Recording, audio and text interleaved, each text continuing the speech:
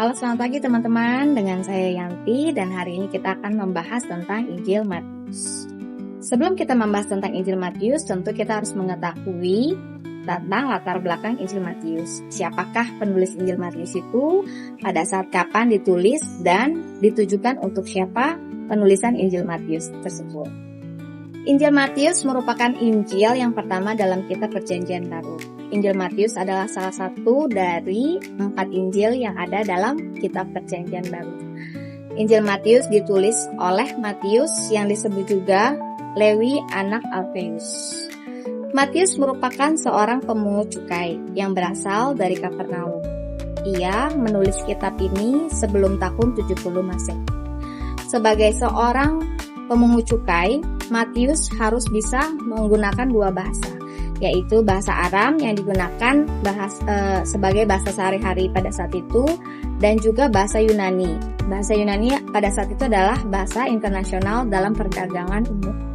Penulisan kitab Matius ditujukan untuk orang Yahudi pada saat itu. Kita bisa lihat dalam kitab Matius banyak berisi tentang nubuatan-nubuatan Perjanjian Lama yang membuktikan bahwa Yesus menggenapi nubuatan tersebut sebagai seorang Mesias. Kitab ini pun diawali dengan silsilah Yesus yang dimulai dari Daud, Yehuda sampai kepada Abraham. Dan ini yang memperlihatkan bahwa Yesus berhak memerintah dan menggenapi janji-janji bangsa Israel. Dalam penulisannya, Matius pun banyak menggunakan bahasa yang sering digunakan oleh bangsa Yahudi, seperti kerajaan sorga. Matius menggunakan kerajaan sorga dan bukan menggunakan kata kerajaan Allah, karena pada saat itu bangsa Yahudi enggan menyebutkan nama Allah secara langsung. Nah, sekarang kita akan membahas apa sih yang menjadi keunikan ciri Injil Matius. Injil Matius disebut sebagai salah satu Injil sinoptik dalam kitab Perjanjian Baru. Kata sinoptik berasal dari bahasa Yunani, yaitu sin yang artinya bersama dan opsis yang artinya melihat. Jadi, kata sinoptik itu menandakan bahwa isi dari ketiga Injil tersebut dapat dilihat secara berdampingan. Ada 3 Injil sinoptik dalam Perjanjian Baru yang ditulis oleh Matius, Markus, dan juga Lukas. Injil sinoptik seringkali menuliskan kisah yang sama tentang Yesus, namun dengan panjang dan penjelasan yang berbeda, tetapi memiliki urutan yang sama dan banyak menggunakan kata yang sama. Namun ada perbedaan dalam Injil sinoptik tersebut. Nah, kita hari ini akan membahas apa yang menjadi ciri utama yang membedakan Injil Matius dengan Injil sinoptik lainnya. Ciri utama Injil Matius. Matius menekankan Yesus sebagai Raja dan Juru Selamat yang diutus untuk menggenapi nubuatan dalam Perjanjian Lama. Matius banyak mengutip dari Perjanjian Lama. Ada 65 ayat dalam Matius yang mengacu ke dalam Perjanjian Lama. Yang kedua, Injil Matius adalah salah satu Injil yang menjelaskan secara lengkap silsilah Yesus dari Abraham hingga Yesus. Yang ketiga, tujuan penulisan Injil Matius ditujukan untuk bangsa Yahudi. Yang keempat, mukjizat pertama yang Yesus lakukan dalam Injil Matius adalah menyembuhkan orang yang sakit kusta. Nah, kita tahu bahwa penyakit kusta merupakan penyakit yang paling mengerikan dan menakutkan pada saat itu, karena melambangkan dosa dan hukuman dari Tuhan. Pokok pengajaran Yesus dalam Perjanjian Lama adalah tentang kerajaan sorga. Matius menuliskan kerajaan sorga sebanyak 33 kali. Matius tidak menuliskan kerajaan Allah, karena hal itu akan menyebabkan orang Yahudi pada saat itu akan mengartikan dan membayangkan hal itu sebagai kerajaan duniawi yang sangat besar, berkuasa, dan tidak terhingga makmurnya, yang dinanti-nantikan khusus untuk orang Yahudi. Injil Matius adalah Injil pertama yang ditulis dibandingkan Injil lainnya. Dan Injil Matius ditulis dalam 2 bahasa, yaitu bahasa Aram dan juga bahasa Yunani. Nah, kita sudah membahas ciri utama Injil Matius yang membedakan dengan Injil sinoptik lainnya. Sekarang kita akan membahas apa sih tujuan penulisan Injil Matius. Tujuan penulisan Injil Matius. Yang pertama, untuk menjelaskan tentang kisah kelahiran Yesus. Injil Matius diawali dengan cerita silsilah kelahiran Yesus. yang kita bisa baca dalam Matius 1 ayat 1-17.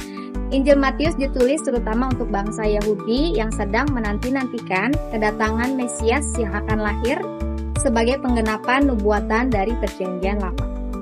Maksud Matius adalah untuk memperlihatkan bahwa Yesus adalah sesungguhnya anak Abraham dan keturunan Daud yang akan menjadi Mesias. Kita bisa membaca semua tentang awal kehidupan Yesus dalam Matius 1-4 yang menceritakan tentang silsilah kelahiran Yesus, cerita kelahiran Yesus, baptisan Yesus, dan pencobaan yang Yesus alami. Tujuan penulisan Injil Matius yang kedua adalah untuk mengajarkan cara hidup orang Kristen yang benar sesuai dengan perintah Yesus. Injil Matius selanjutnya berbicara tentang pelayanan Yesus di Galilea yang berisi tentang ajaran-ajaran Yesus dalam khotbah di atas bukit. Kita bisa baca perintah-perintah dan ajaran penting Yesus dalam Matius ayat 5-7, di mana fokusnya adalah agar orang Kristen bisa hidup sesuai dengan pengajaran Yesus dan perintah Yesus.